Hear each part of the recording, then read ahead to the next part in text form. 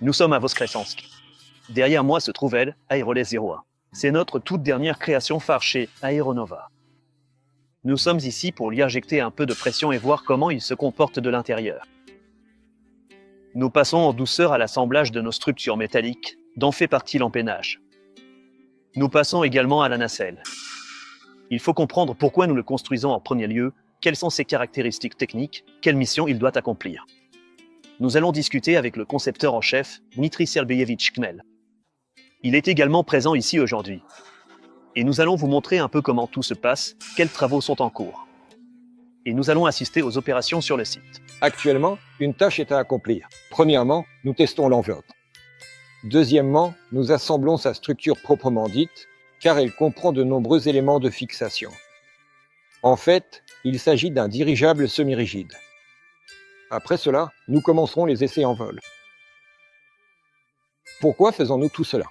C'est pour pouvoir tout tester en vol, comprendre ses caractéristiques, évaluer ses avantages et voir concrètement comment il vole. Voilà, c'est ça l'objectif. Parce qu'il existe de nombreux projets de dirigeables hybrides dans le monde. Hybrides dans le sens où ils transportent une certaine charge et utilisent l'aérodynamique.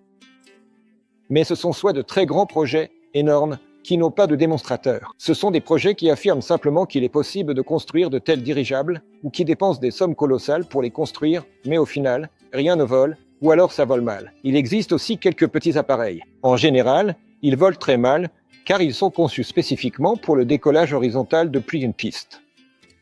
Cela fait qu'ils sont assez sensibles au vent.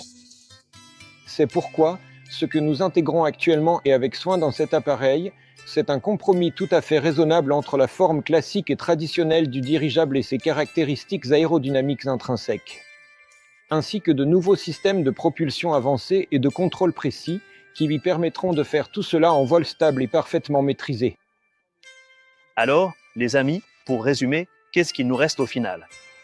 Nous avons un nouveau modèle de dirigeable avec des caractéristiques aérodynamiques améliorées. Grâce à la particularité de sa forme, cet appareil est capable de supporter une charge supplémentaire grâce à l'aérodynamique.